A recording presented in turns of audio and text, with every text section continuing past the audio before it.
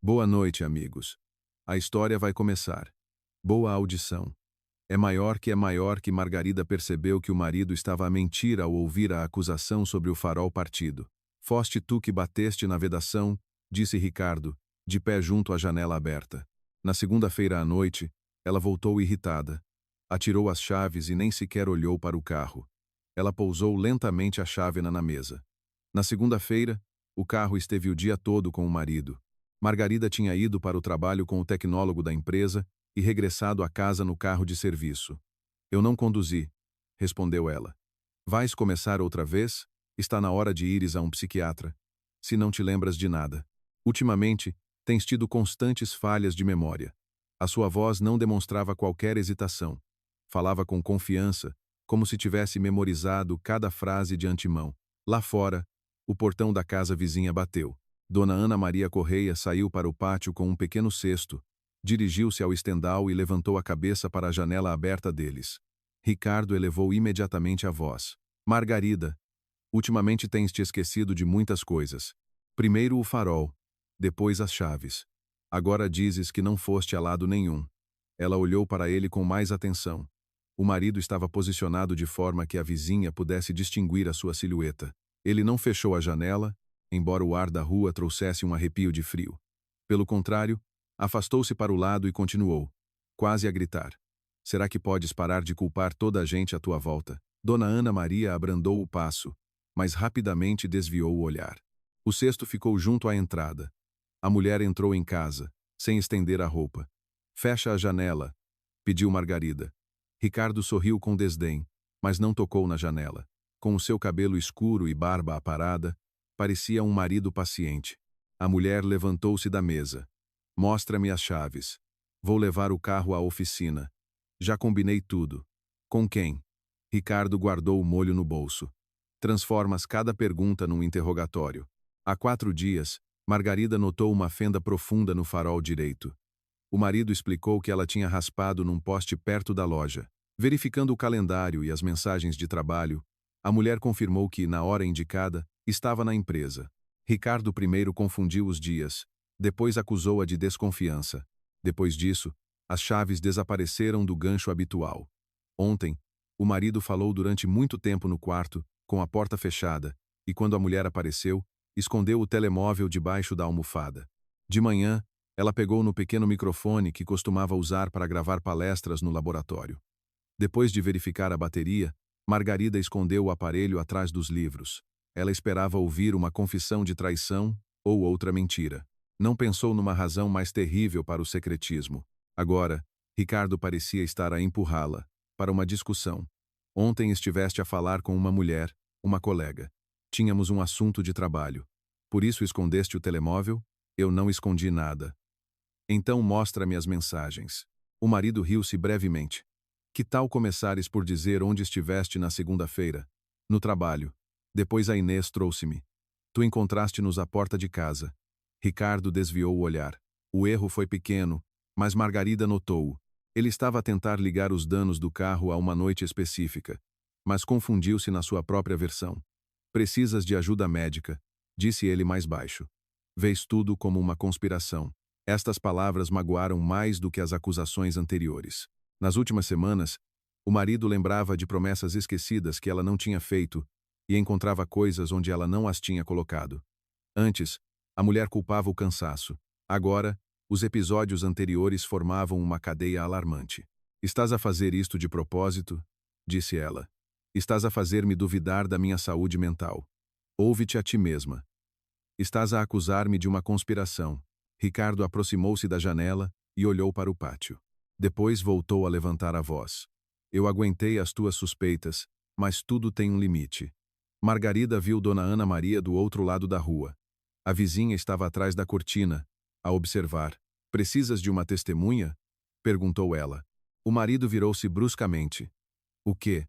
É por isso que a janela está aberta. Queres que ela ouça cada palavra? Ele hesitou. Depois sorriu com desdém. Claro. Eu chamei a Dona Ana Maria de propósito para assistir à nossa discussão. Não distorças as coisas e não faças cenas. Margarida agarrou na mala do encosto da cadeira. Se ficasse, a discussão continuaria segundo as regras dele. Ricardo faria novas acusações até ela perder o controlo. Então a vizinha só se lembraria dos seus gritos. Onde vais? Perguntou ele. Para longe daqui. No hall de entrada, Margarida viu o reflexo do marido. Ele estava junto à cozinha, sem o seu sorriso habitual. No seu olhar lia-se impaciência. Ricardo estava à espera que ela se fosse embora. A mulher decidiu desempenhar o papel que ele queria.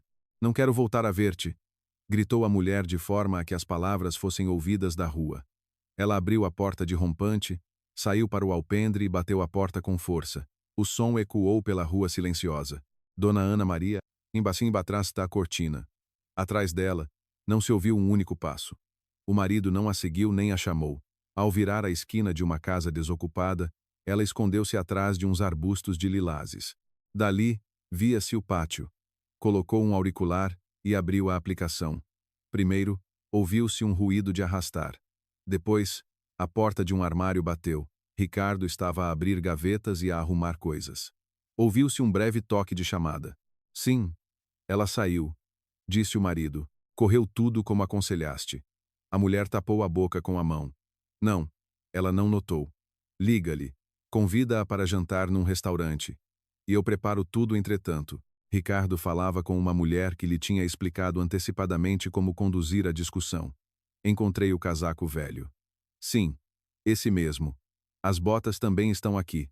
Traz-tu a garrafa. Não quero comprar nada aqui perto. Ele afastou-se do armário, e a voz tornou-se mais abafada. O importante é que ela beba. Depois, já não vai conseguir explicar nada direito. Margarida apertou o telemóvel na mão.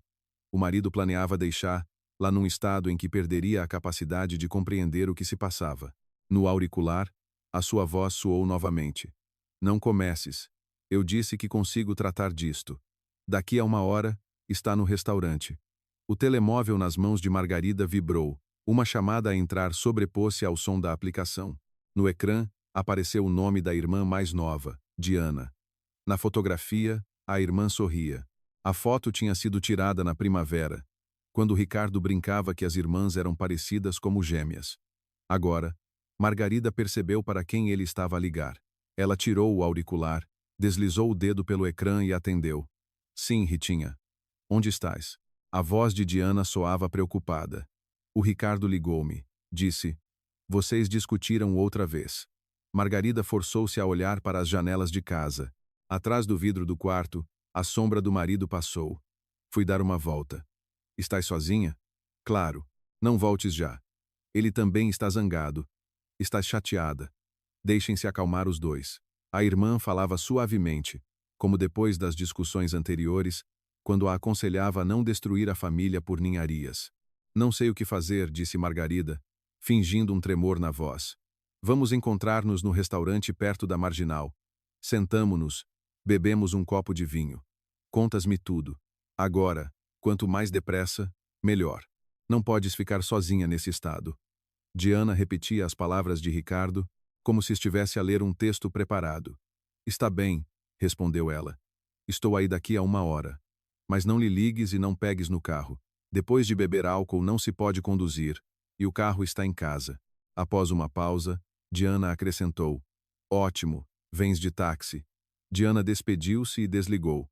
Margarida voltou imediatamente à aplicação. No quarto, as portas do armário rangiam. O marido tirou um casaco velho da prateleira de cima. Casaco, botas, garrafa, sussurrou Margarida. Para que é que eles querem as minhas coisas? Ricardo voltou a ligar a alguém. Senhor Diniz. Boa tarde. É o Ricardo. Por causa do farol. Não. Hoje não vou. Cancele o pedido. Ele aproximou-se do microfone. A peça já não é precisa. E um pedido? Se alguém perguntar pelo carro, o senhor não o viu. Eu compreendo, mas é uma história de família. A minha mulher está nervosa. Pode começar a ligar. Margarida ativou a gravação de ecrã. Daqui a uns dias entro em contacto, continuou o marido. Quando tudo acalmar, ele terminou a chamada. 1 minuto depois, a porta da entrada bateu. Margarida espreitou cautelosamente por trás dos lilazes. Ricardo saiu com um saco de viagem, olhou para a rua e abriu a bagageira do carro dela. O farol direito estava remendado com fita cola transparente. O marido guardou as coisas, fechou a tampa da bagageira e voltou para casa. Margarida tirou várias fotografias. Depois, ligou para o doutor Miguel Santos. Miguel já a tinha ajudado num litígio laboral, por isso ela confiava no seu discernimento. Estou a ouvir, respondeu o homem. Doutor Miguel, é a Margarida. Preciso de ajuda.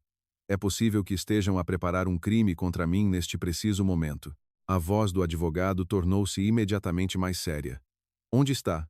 Na rua, perto de casa. Está a ser ameaçada? Ainda não. O meu marido pensa que eu saí.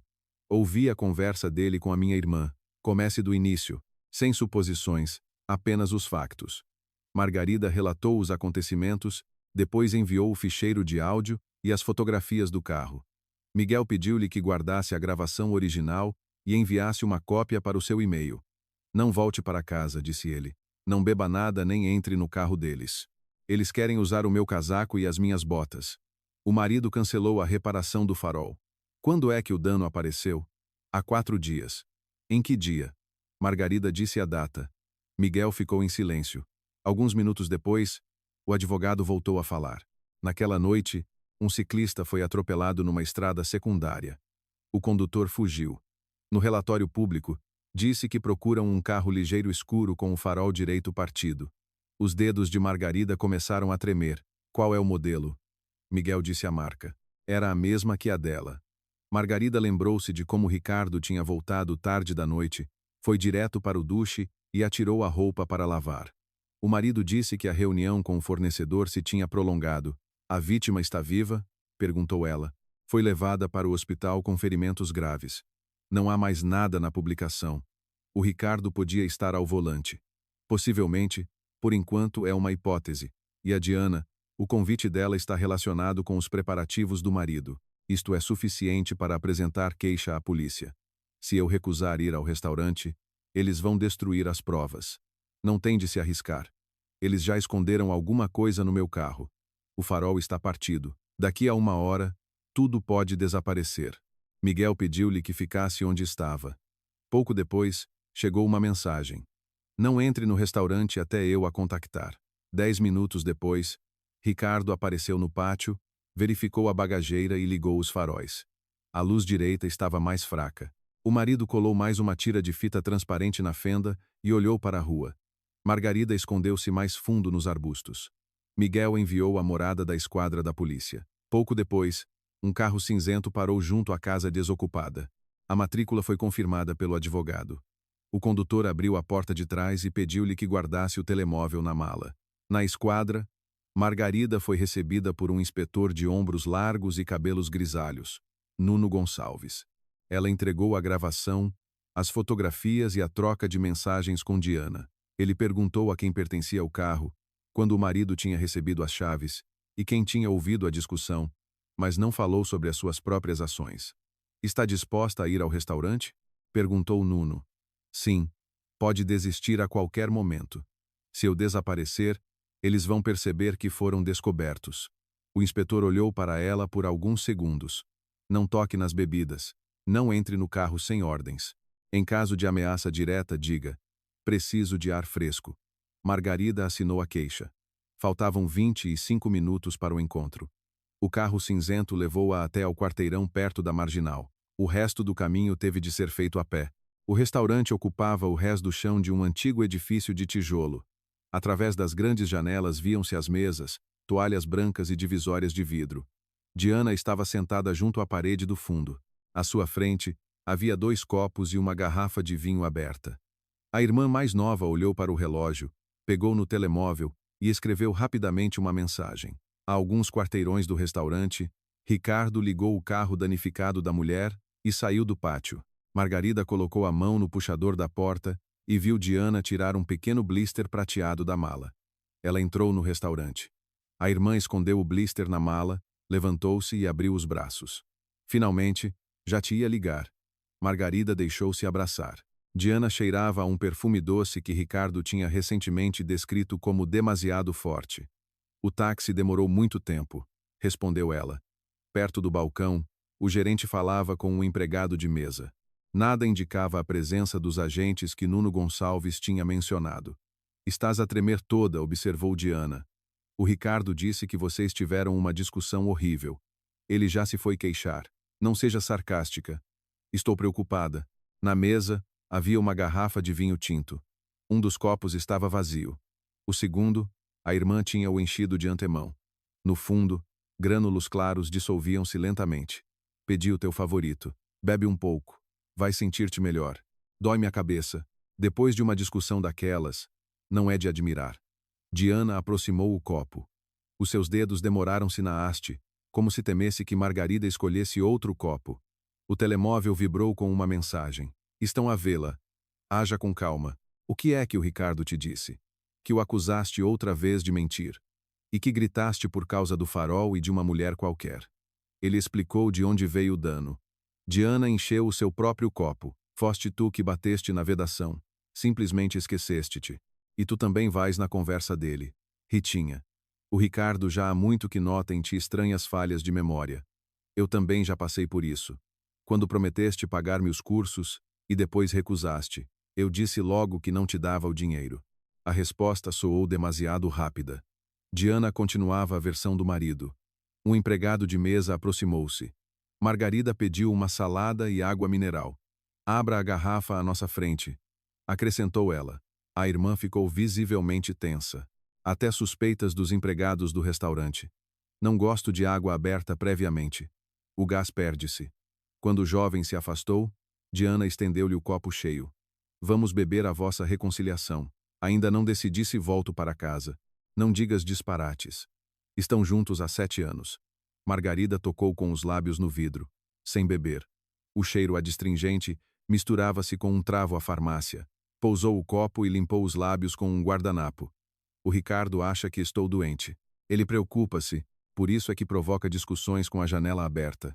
Diana sorriu. A dona Ana Maria de certeza que ouviu tudo. A frase soou quase satisfeita. Diana baixou os olhos, percebendo que tinha dito demais.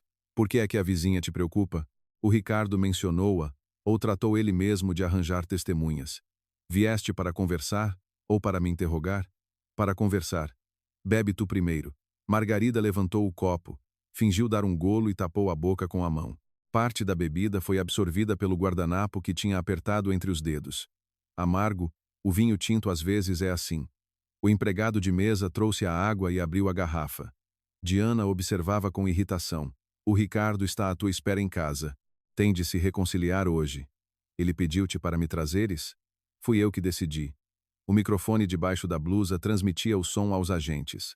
A frase de código teria parado o jogo, mas então o plano de Ricardo ficaria por provar.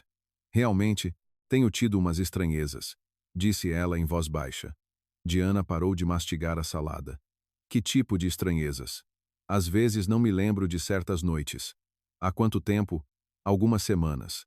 Na segunda-feira, tenho a certeza de que estive no trabalho, mas hoje já duvido.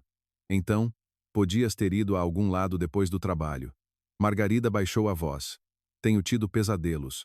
O rosto de Diana ficou petrificado. O garfo bateu no prato. Que tipo de pesadelos? Não vejo os rostos das pessoas no escuro. Estás a lembrar-te? Ou a sonhar? Que importância tem isso?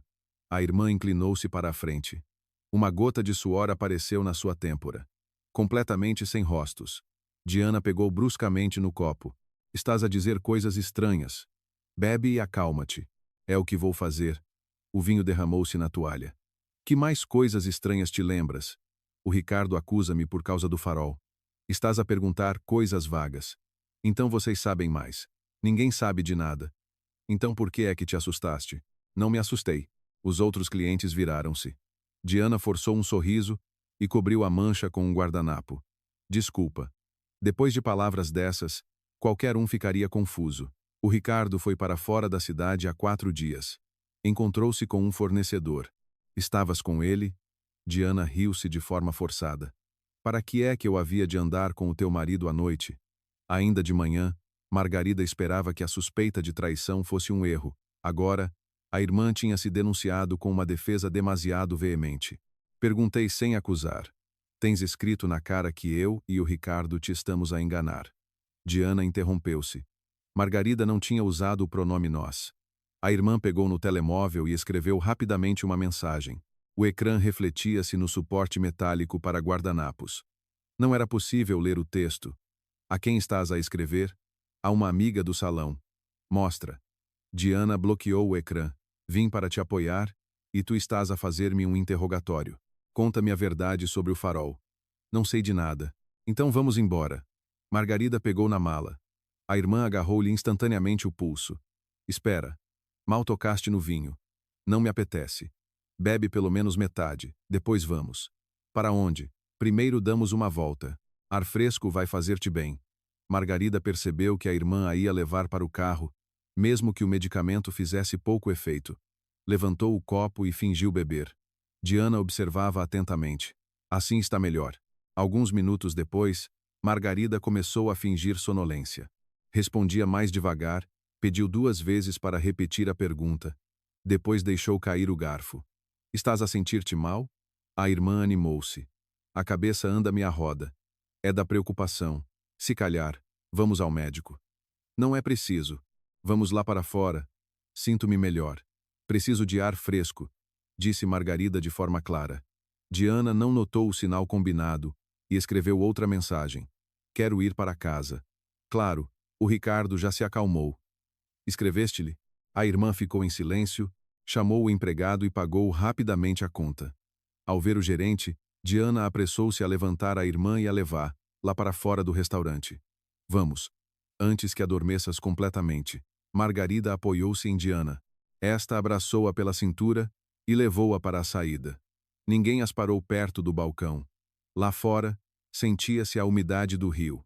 Ao longo da marginal, os candeeiros acendiam-se. Onde está o táxi? Perguntou Margarida com a voz arrastada. O Ricardo vem buscar-nos. Disseste que ele estava em casa. Já chegou. No parque de estacionamento estava o carro dela. O farol direito, debaixo da fita cola transparente, iluminava fracamente. Ricardo estava ao volante. Ao ver as mulheres, saiu, abriu a porta de trás e olhou em volta. Por que é que ela ainda está a falar? Perguntou ele em voz baixa. Quase não bebeu. Mal a consegui convencer. Devias ter dissolvido 2 comprimidos. Foi o que eu fiz. Margarida deixou que a sentassem no banco de trás. Debaixo da cabeça estava um casaco dobrado. Ela reconheceu o tecido áspero e o cheiro familiar à lavanda do seu armário. Se calhar, levamo-la para casa? Perguntou Diana, sentando-se à frente. É tarde para mudar o plano. Ricardo fechou a porta, sentou-se ao volante e arrancou. Margarida entreabriu os olhos.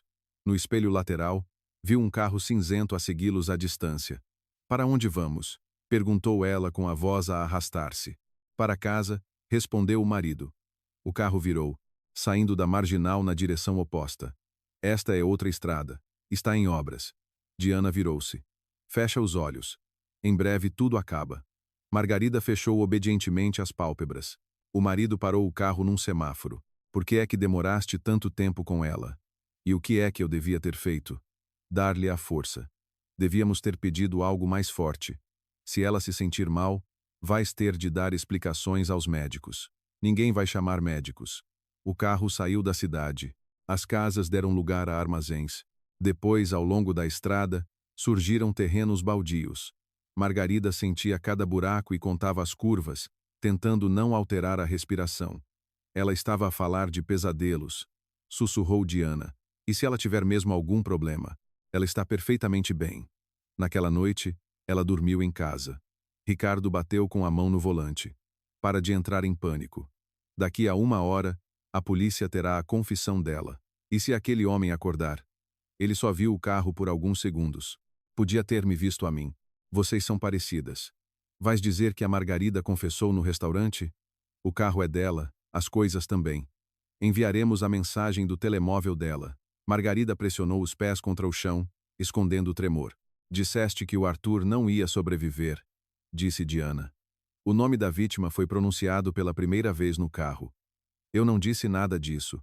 Tu foste ter com ele e disseste que ele mal respirava. Ele estava inconsciente. Devíamos ter chamado uma ambulância e esperado pela polícia ao lado do farol partido. Foste tu que gritaste para eu arrancar. Eu estava em choque. Agora queres culpar-me a mim? Diana virou-se para a janela. Fui eu que conduzi, mas foste tu que me deste o telemóvel. Pedi-te para responderes a Paula. Não devias ter lido a mensagem enquanto conduzias.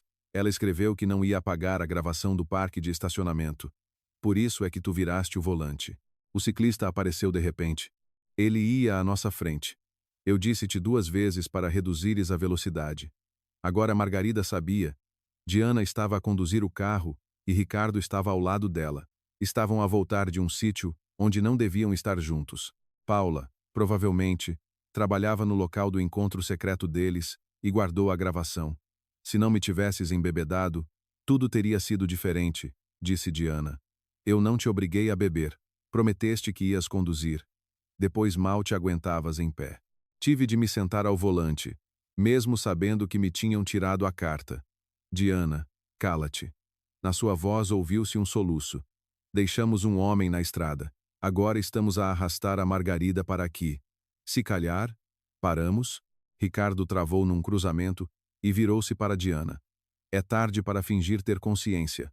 Se nos encontrarem, vai ser presa pelo atropelamento. E eu perco o emprego e a família. A Margarida safa-se. Tem um bom advogado, os pais ajudam. Disseste que a iam prender. Depende de como ela se defender. E depois disso, vamos ficar juntos. Por alguns segundos, o marido ficou em silêncio. Primeiro, vamos acabar o que temos para fazer. A última esperança desapareceu. A irmã era a sua amante. A ligação deles durava há tempo suficiente para discutirem uma vida em comum após a possível condenação de Margarida.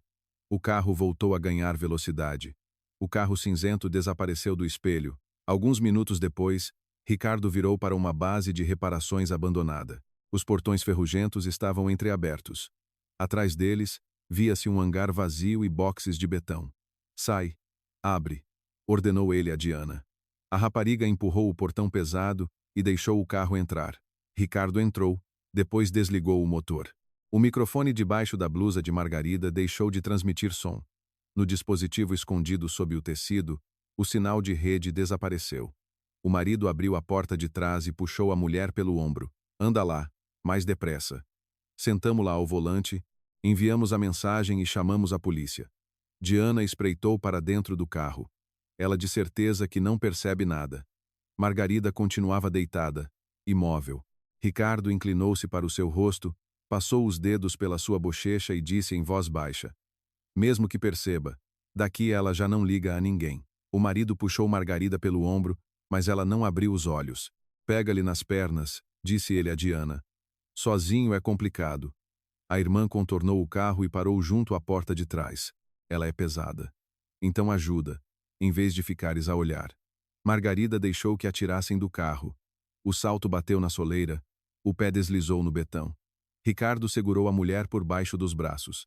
Diana pegou-lhe nas pernas. Levaram-na para o lugar do condutor. Na base, cheirava a umidade e a óleo velho. A ligação tinha se perdido. O microfone já não transmitia a conversa. Margarida percebeu que os agentes poderiam ter perdido o carro depois da curva. Enquanto assentavam ao volante, manteve os músculos relaxados. Ricardo bateu com o joelho da mulher na porta e praguejou irritado. Com cuidado sussurrou Diana. Vai ficar uma nódoa negra. Depois do vinho, ela podia ter caído sozinha. Margarida registrou mentalmente o erro do marido. No seu sangue não encontrariam álcool nem medicamentos. Ricardo prendeu-a com o cinto, puxou-a para mais perto do encosto do banco e tirou o casaco velho da bagageira. Diana vestiu as mangas nos braços inertes da irmã, fechou o fecho até meio e ajeitou a gola. Na câmara perto da curva, a mulher estava com uma roupa parecida, disse ela.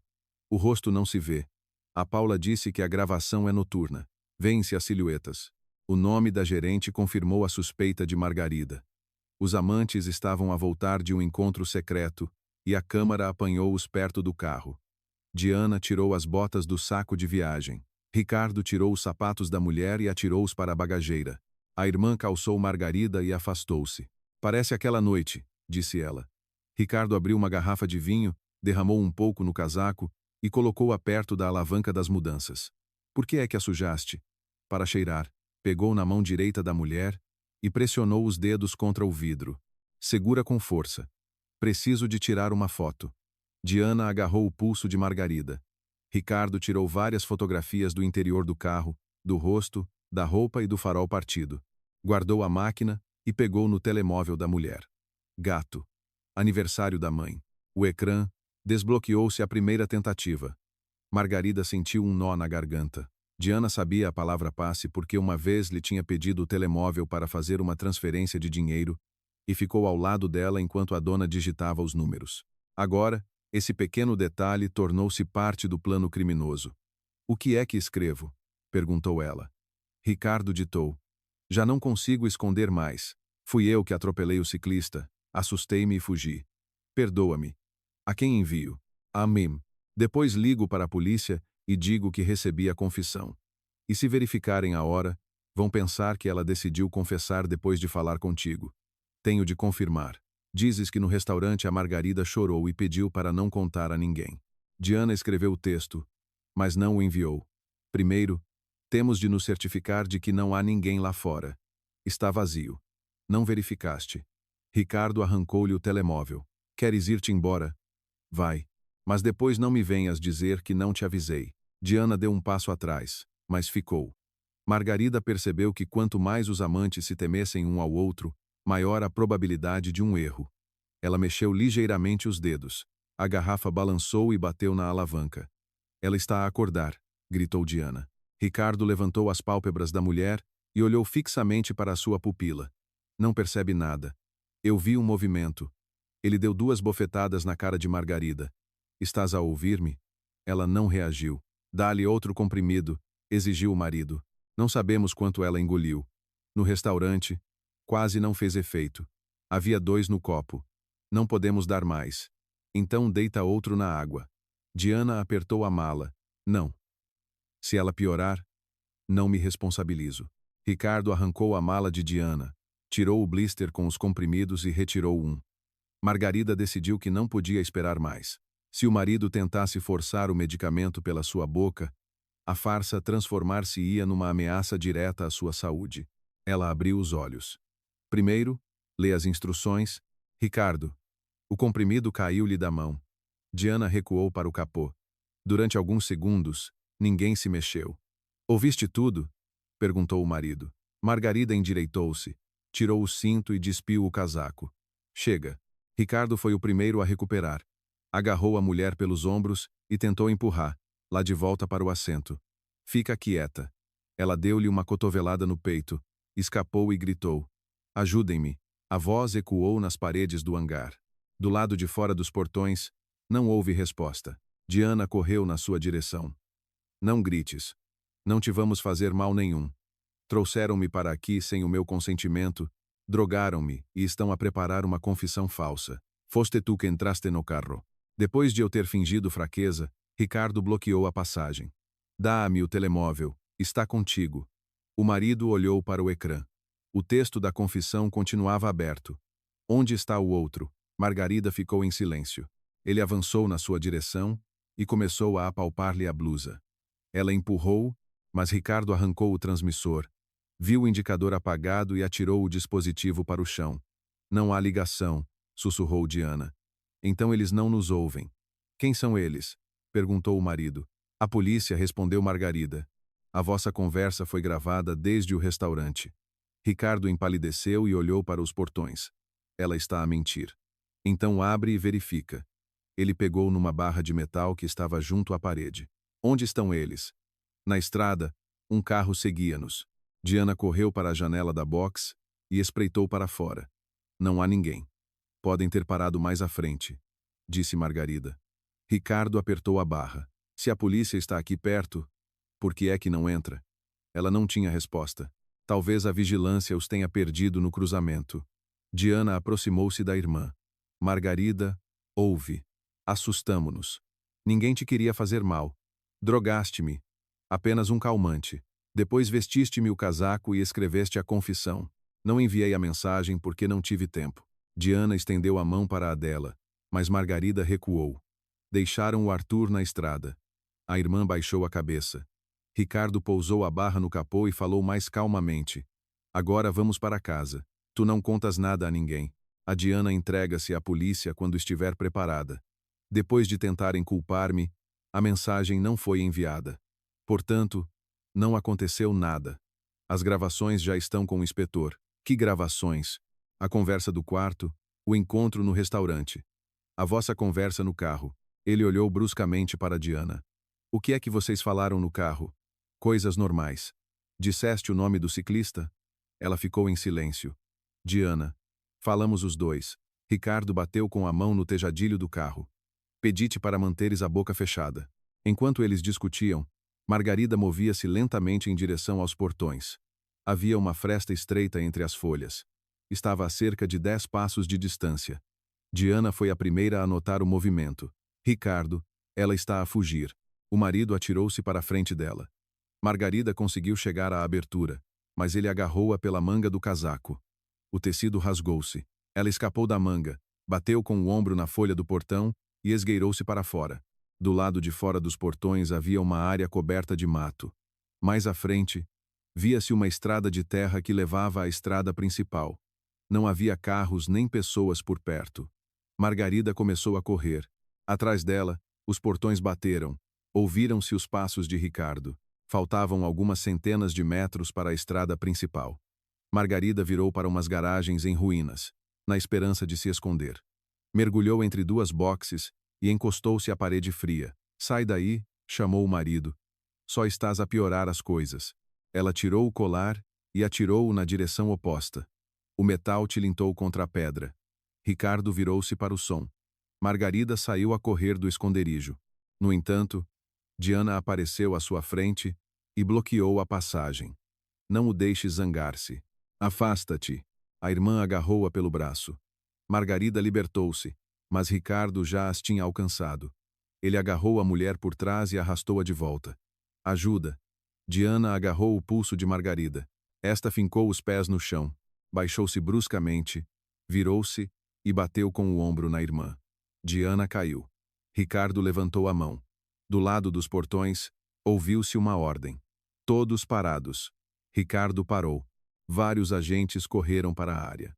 2 apontaram as armas, os outros bloquearam a estrada e as passagens entre as garagens. Largue a barra. Mãos à vista. A barra de metal ainda estava com Ricardo. Ele tinha-a trazido instintivamente da base e agora apertava-a na mão direita. O marido largou o objeto. Margarida recuou para a parede. O inspetor Nuno aproximou-se dela, protegendo-a do marido. Está ferida? Arranhei a perna. Mais nada. Diana estava sentada na areia e repetia. Eu não fiz nada. É uma discussão de família. O inspetor não discutiu. Uma agente algemou-a e levou-a para o carro. Ricardo tentou falar com Margarida. Diz-lhes que concordaste em vir. Nuno virou-se para ele. Fale com o seu advogado. Não deve falar com a sua mulher. Os agentes entraram no terreno da base. Um fotografava o carro, outro isolava com fita a área junto à porta do condutor. Ninguém dava relatórios a Margarida nem discutia o que tinha sido encontrado. Um paramédico limpou o corte e aplicou um penso. Antes de fecharem a porta, ela notou sacos com o blister, a garrafa e o telemóvel. No hospital, tiraram-lhe sangue para análise. O médico examinou a nódoa negra no ombro, os arranhões, o corte na perna e registrou os ferimentos. Ao final da tarde, o doutor Miguel Santos chegou. Pensei que nos tinham perdido, disse Margarida. De facto, perderam o carro no cruzamento.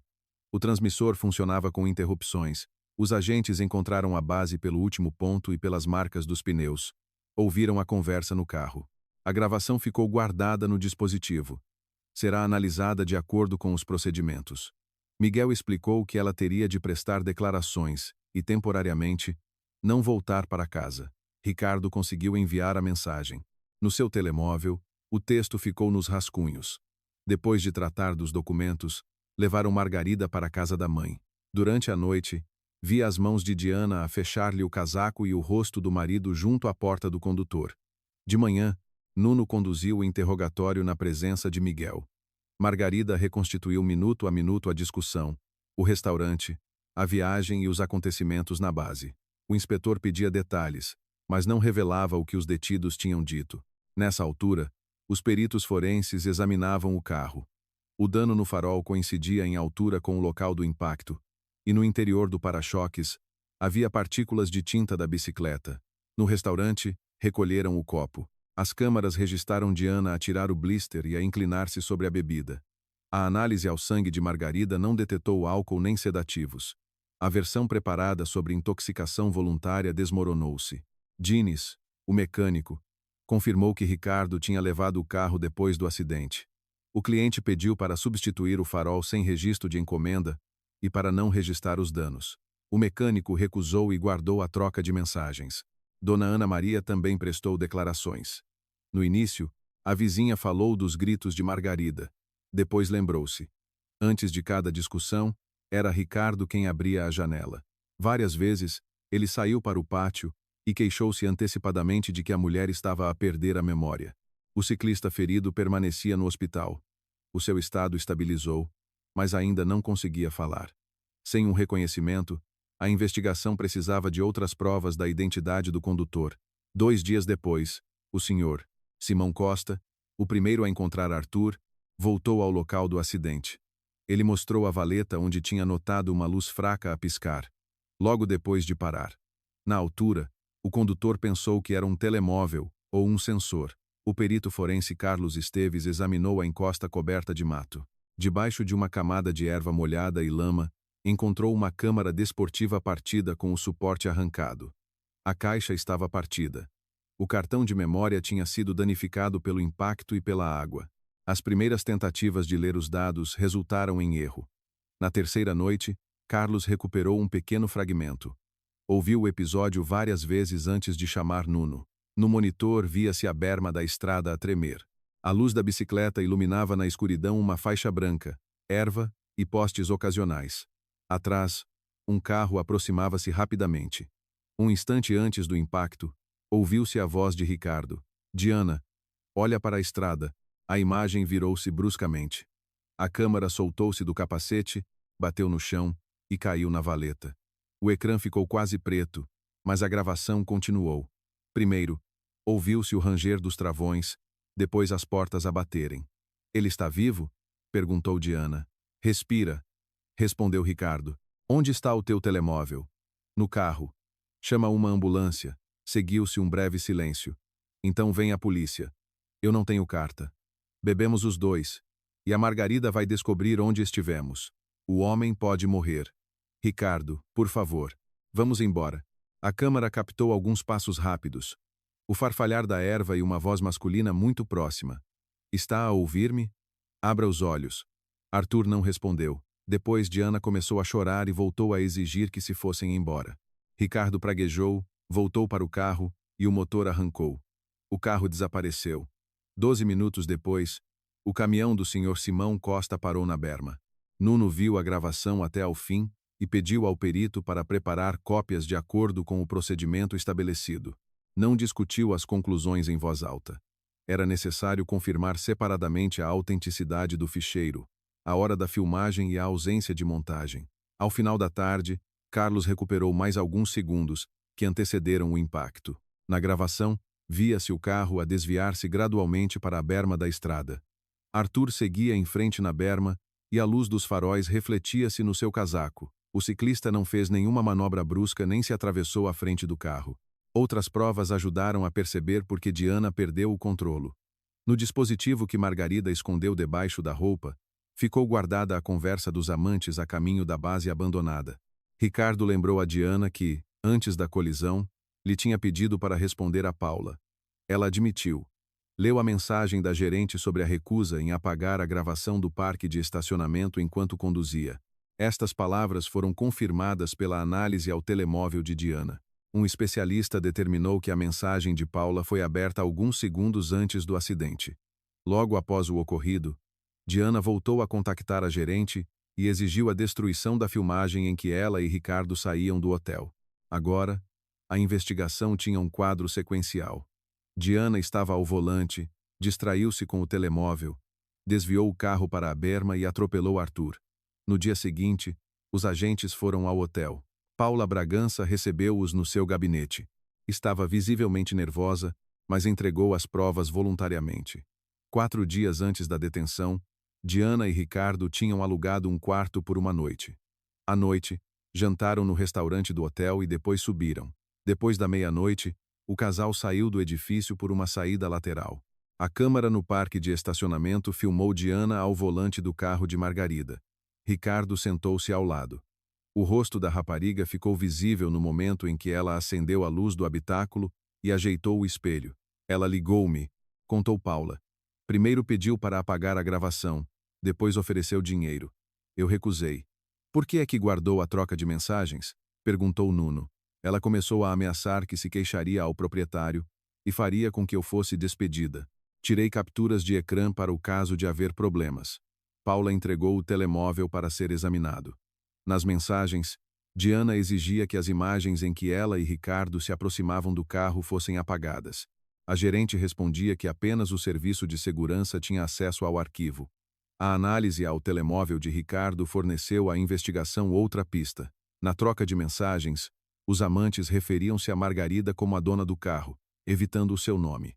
2 dias antes do acidente, Ricardo escreveu a Diana que ia pegar no carro da mulher a pretexto de uma reunião de trabalho. Já depois do ocorrido, discutiram os destroços encontrados no local e tentaram saber o estado da vítima através de conhecidos no hospital.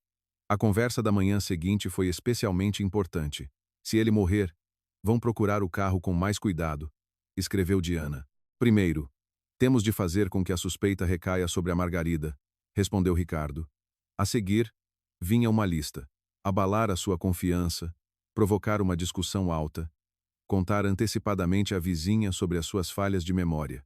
Numa mensagem separada, o marido sugeriu usar a semelhança física das irmãs e roupas que pudessem ser associadas às imagens pouco nítidas. Nuno ordenou que toda a troca de mensagens fosse guardada, com indicação da hora, fonte e método de extração. Para o tribunal, não era necessária uma transcrição, mas sim dados digitais confirmados. Margarida não sabia destas diligências. Após o interrogatório, ficou em casa da mãe. Quase não saía do quarto e sobressaltava-se com cada buzina de carro. À noite, parecia-lhe que um carro familiar parava à janela. Então, aproximava-se da cortina e olhava demoradamente para a rua vazia. A mãe não fazia perguntas desnecessárias. Trazia-lhe chá, mudava o penso da perna e deixava a porta do quarto entreaberta. Não se falava de Diana em casa. A sua fotografia ainda estava na cômoda, mas um dia Margarida virou a moldura com o vidro para baixo. Na empresa, Margarida tirou uma licença. O chefe de secção ligou uma vez e não perguntou sobre detalhes familiares. Apenas disse que o seu posto seria mantido e que o trabalho esperaria. Margarida agradeceu, pousou o telemóvel e, pela primeira vez em vários dias, chorou. Até então, tinha se mantido firme perante o inspetor, os médicos e a mãe. As palavras simples de que não lhe exigiam nada abalaram a sua atenção mais do que qualquer compaixão. A mãe sentou-se ao seu lado, abraçou a filha e ficou em silêncio por um longo tempo. Estou sempre a pensar onde é que eu falhei com a Diana, disse ela finalmente. Tu não és responsável pelas escolhas dela. Ela é minha filha, e tu também. Agora preciso que não a justifiques. A mãe acenou com a cabeça. Depois disso, a fotografia de Diana desapareceu da cômoda, mas não foi deitada fora. A mulher enrolou a moldura numa toalha e guardou-a na prateleira de cima. Uma semana depois, Miguel Santos apareceu. O Ricardo pede para te entregar uma carta, disse ele. Não quero ler, então devolvo ao advogado dele. São desculpas. Não sei. O envelope está selado. Margarida olhou para o retângulo branco na sua mão. Ele soube durante 7 anos que eu guardava cartas. Provavelmente, decidiu aproveitar-se desse hábito. Miguel guardou o envelope na pasta. Tens o direito de não comunicar com ele. Vou pedir o divórcio. Prepara os papéis. A decisão foi tomada sem hesitação. Depois da base, o casamento deixou de existir para ela. O carro, devolvem-no? Perguntou Margarida, depois de concluídas as investigações necessárias e levantadas as restrições. Os prazos? Ninguém os pode dar agora. Não me sento ao volante dele. Vendes mais tarde. Ela acenou com a cabeça. No mesmo dia, o inspetor voltou a chamar Margarida. Nuno fez perguntas sobre a sua vida familiar, a relação com a irmã e o comportamento do marido nos últimos meses. Não lhe contou que provas já tinha obtido. Margarida lembrou-se de dezenas de pormenores. Ricardo pediu-lhe várias vezes para vestir o casaco velho, como se quisesse certificar-se de que a peça lhe servia. Diana, uma vez, ficou a olhar para as botas na entrada e disse que as irmãs tinham o mesmo tamanho de pé. Depois do acidente, o marido lavou a camisa separadamente e depois deitou o lixo fora à meio da noite. Por que é que não associou isto ao acidente antes? Perguntou Nuno. Eu não sabia que tinha acontecido. E suspeitava de traição? Sim, só que pensava noutra mulher. Dizer isto foi mais fácil do que o nome de Diana. Após o interrogatório, no corredor apareceu Dona Ana Maria, que também tinha sido chamada pelo inspetor. A vizinha apertava a mala contra o peito e não se atrevia a aproximar. Ritinha, posso falar contigo 1 minuto? Podes. Tenho de te pedir desculpa. O Ricardo queixava-se muitas vezes de ti. Dizia que te esquecias das conversas, que gritavas sem motivo, que bebias à noite. Eu acreditei. Viste-me alguma vez bêbada? Nunca. Então por que é que acreditaste? Dona Ana Maria baixou os olhos. Ele falava calmamente. E tu, durante as discussões, levantavas a voz?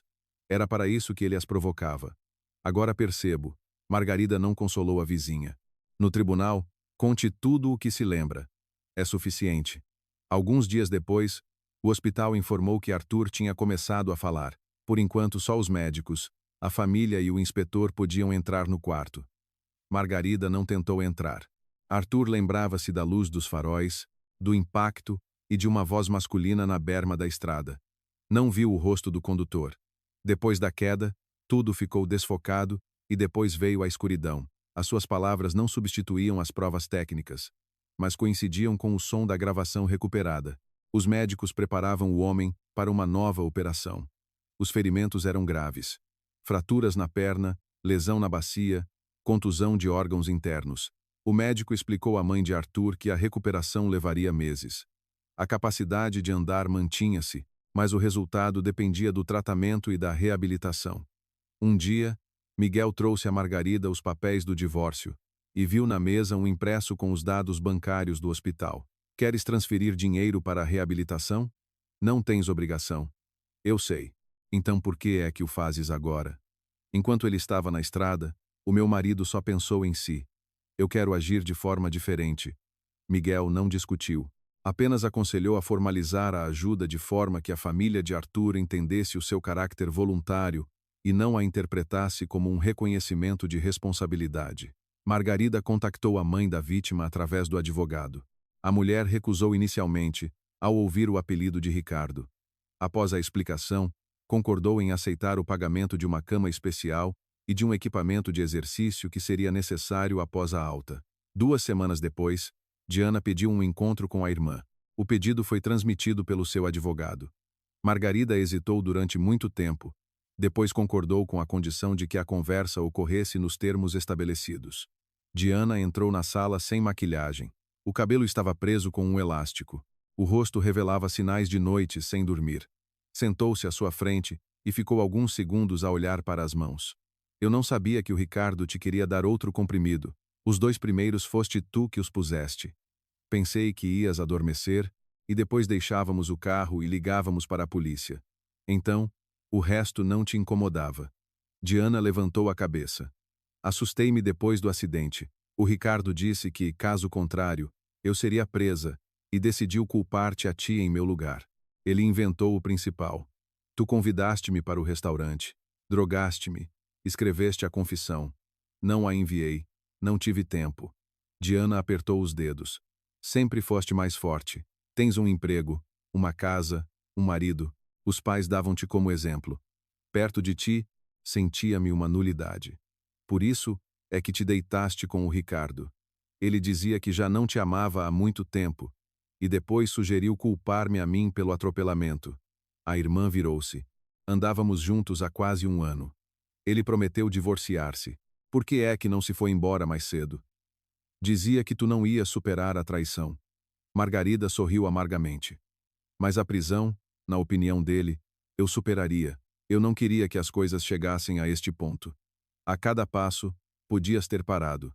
Depois do impacto, podias ter chamado ajuda. De manhã ter te apresentado à polícia. No restaurante ter deitado fora os comprimidos. Na base ter aberto os portões. Diana começou a chorar. Perdoa-me. Não estou preparada. A mãe não fala comigo. É uma decisão dela. Vais conseguir a pena mais pesada para mim. A pena será determinada pelo tribunal. Eu apenas contarei a verdade. Quando o encontro terminou, Diana demorou-se à porta. O Ricardo disse que me ia culpar de tudo. E tu esperavas lealdade? A irmã saiu sem responder. Ricardo, de facto, mudou de posição.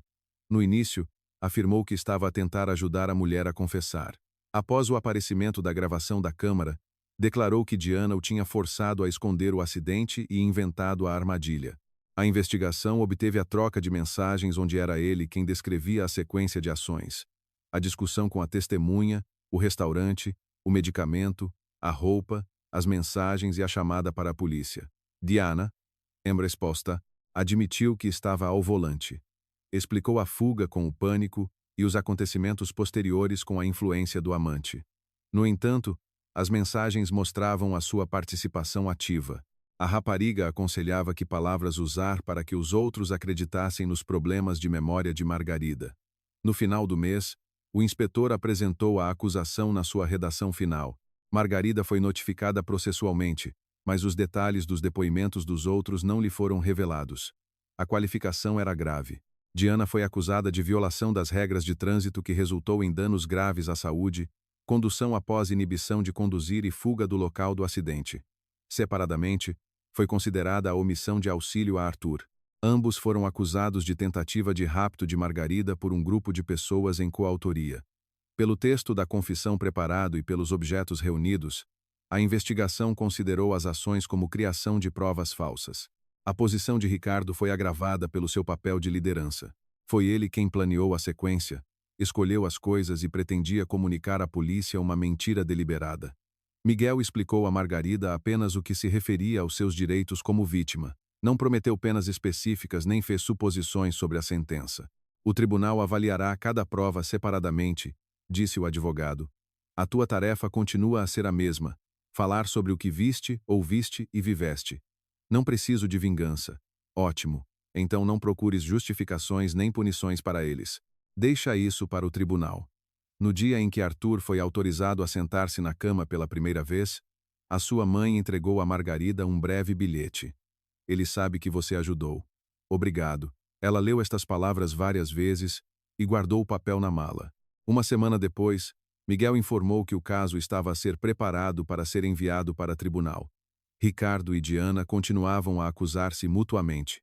Da antiga intimidade entre eles, nada restava. À porta, Margarida parou, ajeitou a manga e respirou fundo.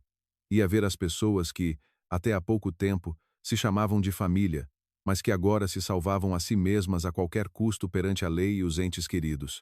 A primeira audiência foi marcada para amanhã. Margarida entrou na sala ao lado do advogado. No banco dos réus, sentavam-se o marido e a irmã. Ricardo tentou cruzar o seu olhar, mas ela passou ao lado. Diana inclinou-se para ele e perguntou em voz baixa: Tu prometeste que ia correr tudo bem? Elvirus. O secretário levantou-se e anunciou o início da audiência. A juíza entrou na sala e as conversas cessaram. Margarida levantou-se com todos os outros. Olhando em frente, à sua direita sentava-se Miguel Santos, à sua esquerda a mãe de Arthur. No banco dos réus, Ricardo evitava olhar para Diana. Esta mantinha as mãos nos joelhos e parecia tentar tornar-se invisível. Após a leitura da acusação, a juíza perguntou se declaravam culpados. Diana levantou-se primeiro. Admito o atropelamento. Non resto. Parcialmente. Assustei-me e cedi à influência do Ricardo. Ele virou a cabeça. Foi tudo ideia dela. Eu tentei parar a Diana e proteger a minha mulher. Margarida ouviu estas palavras sem a dor de antes. Durante os meses de investigação, o marido já tinha mudado de versão várias vezes. Agora, a sua voz causava apenas uma surpresa fria. O homem continuava a mentir mesmo quando cada frase podia ser comparada com uma gravação. O primeiro a ser interrogado foi Arthur. Entrou com uma bengala, caminhou lentamente até a cadeira e sentou-se. Após as operações, uma das pernas dobrava-se com mais dificuldade, mas o homem já se movia sem ajuda. Do que se lembra? Perguntou o procurador. Uma luz atrás. O carro aproximou-se demasiado depressa. Depois o impacto. Quando recuperei a consciência por alguns segundos, um homem estava ao meu lado. Ele verificou a minha respiração e disse a uma mulher que eu estava vivo. Viu o condutor? Não. O advogado de Diana aproveitou imediatamente a resposta. Então, não pode afirmar que era a minha cliente que estava ao volante? Eu não. A câmara pode. A sala ficou em silêncio. No ecrã, mostraram a gravação recuperada. Arthur movia-se na berma. A luz traseira piscava. As faixas refletoras eram visíveis de longe. O carro desviou-se para a direita. Um instante antes da colisão, ouviu-se o grito de Ricardo a chamar Diana pelo nome. Após o impacto, a câmara ficou na relva, mas continuou a gravar o som. O tribunal ouviu Ricardo confirmar que a vítima respirava, sugerir chamar uma ambulância e Diana recusar por medo da polícia. Depois, ambos foram-se embora. Diana tapou o rosto com as mãos. Ricardo estava sentado, imóvel. O perito Carlos Esteves explicou como os dados foram extraídos do cartão de memória danificado, como a integridade do ficheiro foi verificada e como a hora foi comparada com outras fontes. A defesa tentou pôr em causa a qualidade da gravação, mas a perícia confirmou a ausência de montagem. Depois, foram examinados os materiais do hotel. A câmara no parque de estacionamento filmou Diana no lugar do condutor. Ricardo sentou-se ao lado. Paula Bragança falou sobre os pedidos para apagar o arquivo e entregou a troca de mensagens onde a rapariga primeiro oferecia dinheiro e depois ameaçava com uma queixa à gerência. Por que é que não apagou nada? Perguntou o advogado de Diana. Eu não tinha acesso, e mesmo que tivesse, não iria encobrir a mentira de outra pessoa. A seguir, falou Dona Ana Maria. A vizinha estava nervosa, confundia-se com as datas, mas lembrava-se claramente do principal. Ricardo contava antecipadamente que Margarida estava a perder a memória. Antes das discussões, abria a janela e depois levantava a voz. Eu só ouvia o final e pensei que era ela que começava as discussões. Viu a vítima bêbada? Perguntou o procurador. Nunca. Notou falhas de memória? Também não. Dona Ana Maria virou-se para Margarida. Deixei-me usar.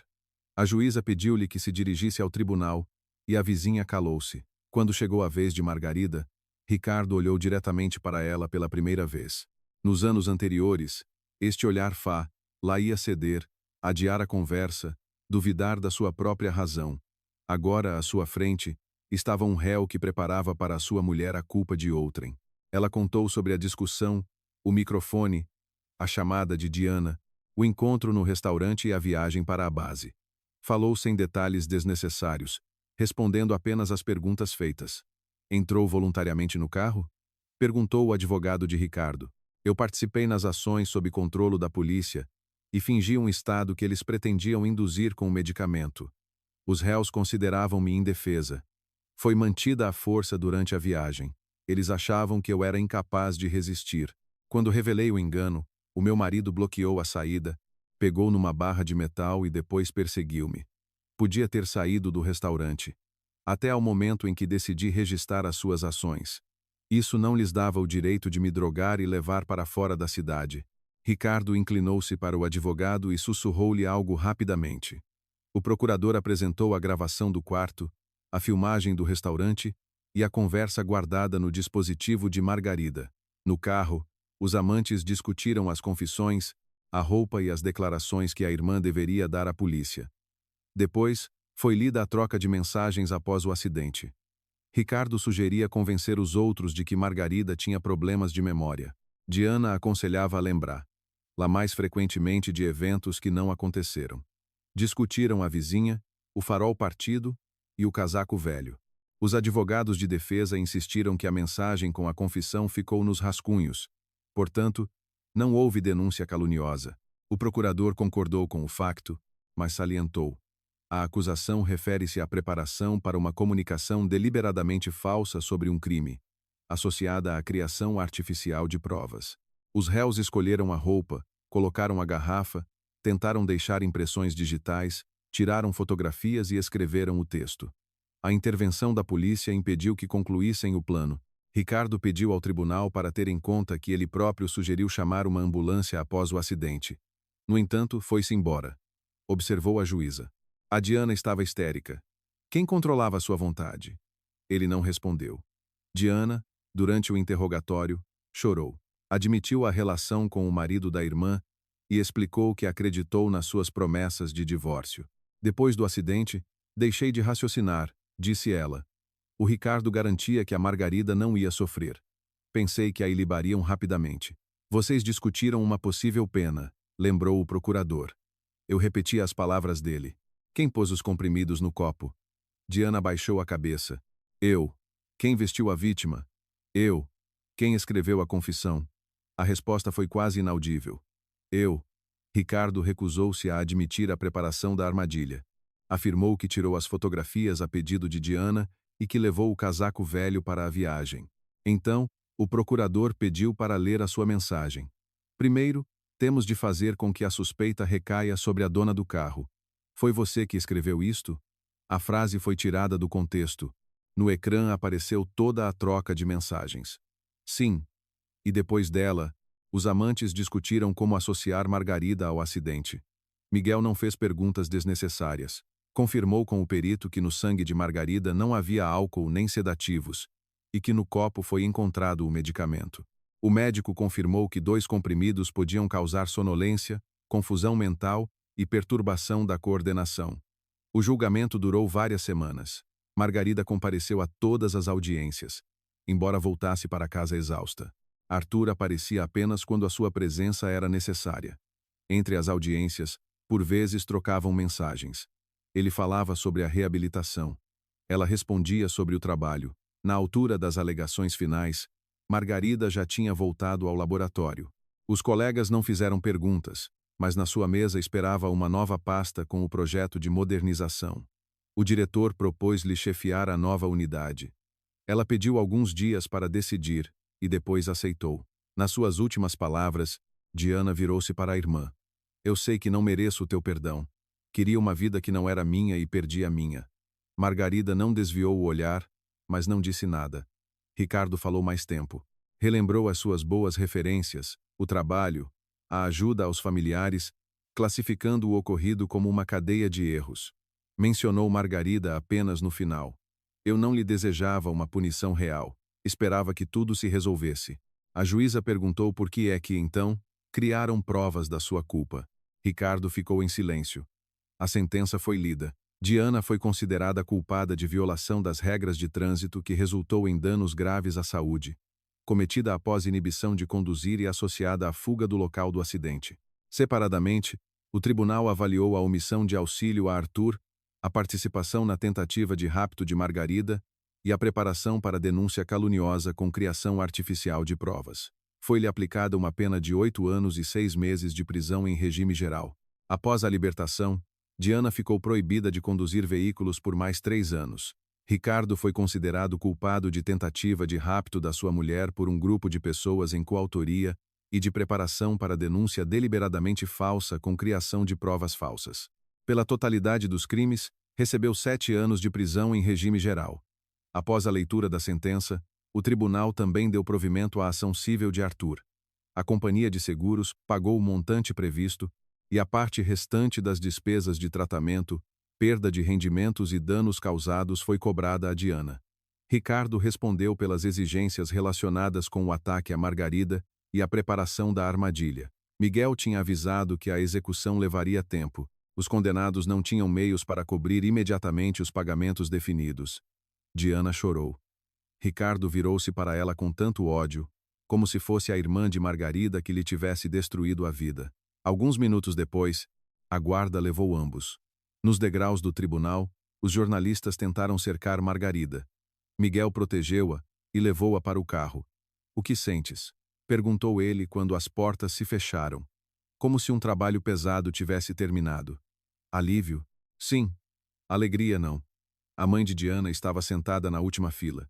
Quando a guarda levou a filha, a mulher levantou-se, mas não a seguiu. Na rua, alcançou Margarida e parou junto a uma coluna. "Não te peço que a perdus", disse a mãe. Antes, pensava que tinha a obrigação de salvar as 2 filhas a qualquer custo. Agora percebo que a salvação não se deve transformar em justificação. Margarida pegou-lhe no braço. "Podes escrever a Diana. Ela continua a ser tua filha. E tu, não te proíbo de a amares. Só não me transmitas pedidos, queixas e explicações." A mãe concordou. Esta conversa aliviou o medo que Margarida carregava desde a detenção da irmã. Parecia-lhe que a família exigiria que esquecesse o que tinha vivido em nome do parentesco. Em vez disso, a fronteira foi aceite sem discussão. O divórcio foi finalizado pouco depois de a decisão transitar em julgado. Ricardo enviou outra carta, mas Margarida devolveu-a sem a ler. A casa foi vendida, os bens divididos por acordo através de representantes. Não teve de se encontrar com o ex-marido. Um mês depois, chegou a primeira carta de Diana da prisão. A mãe leu-a sozinha e guardou-a no armário. A Margarida apenas informou que a filha estava viva e que tinha começado a trabalhar numa oficina de costura. Este assunto não voltou a ser levantado entre elas. Na empresa, as mudanças também foram mais sérias do que Margarida esperava. A nova unidade exigia a contratação de funcionários, a instalação de equipamento e a reestruturação do controle de qualidade. Na primeira semana, ficou a trabalhar até tarde, mas este cansaço era diferente do anterior. Ninguém lhe insinuava que tinha errado, que não se lembrava do que tinha dito ou que reagia de forma exagerada. As discussões eram sobre prazos, metodologias e resultados de análises. Podiam ser verificados. Durante a primeira reunião geral, um jovem laboratorista apontou um erro nos seus cálculos. Margarida verificou a tabela, encontrou o erro e agradeceu-lhe. Antes, depois das conversas em casa, uma observação semelhante lá ia feito duvidar dolorosamente de cada decisão. Agora corrigiu o número e continuou a apresentação. À noite, Margarida contou isto a Miguel. Então, estás a recuperar a confiança em ti mesma? Perguntou ele. Mais propriamente, estou a aprender a distinguir um erro de uma tentativa alheia de me convencer de que não percebo nada. Uma habilidade útil, adquirida tarde, mas para durar. O carro, depois de levantadas as restrições, também foi posto à venda. O comprador perguntou por que é que o farol tinha sido substituído. Margarida respondeu honestamente que o carro tinha estado envolvido num acidente. O preço foi mais baixo do que o esperado. No entanto, não discutiu. Parte do dinheiro foi para o equipamento de reabilitação para Arthur. O resto, Margarida investiu num pequeno apartamento mais perto do trabalho, que comprou com o dinheiro da venda da casa. A primeira noite lá, passou-a num colchão no meio de caixas, e pela primeira vez em muito tempo, adormeceu sem a luz do corredor acesa. Arthur recuperava lentamente. No outono, voltou ao seu trabalho de engenharia a tempo parcial. Os médicos autorizaram-no a fazer bicicleta estática, mas ainda o proibiam de andar na estrada. Um dia, ele convidou Margarida para um café perto do centro de reabilitação. Ela chegou mais cedo e viu o homem a treinar com um instrutor. Beberam um chá num pequeno café. A conversa, pela primeira vez, não foi sobre o tribunal, o acidente ou Ricardo. Arthur falou sobre a fábrica, Margarida sobre o novo laboratório. Ao despedir-se, ele propôs que se encontrassem novamente. Na primavera, o clube de ciclismo local organizou um treino fechado no estádio. Arthur apareceu com um novo capacete e câmara. Ainda não lhe permitiam longas distâncias. Por isso deu algumas voltas na pista. Margarida esperava-o à saída. Arthur parou ao seu lado, tirou o capacete e sorriu. No verão, quero voltar àquela estrada secundária. Não sozinho, com um grupo. É essencial para mim. Sim, quero percorrer lá até ao fim. Então, encontro-vos na meta. Ele estendeu-lhe o pequeno suporte da câmara antiga. A caixa foi guardada após a perícia, e esta peça foi devolvida ao proprietário. Leva, disse Arthur, uma lembrança de que uma gravação às vezes salva. Margarida abanou a cabeça.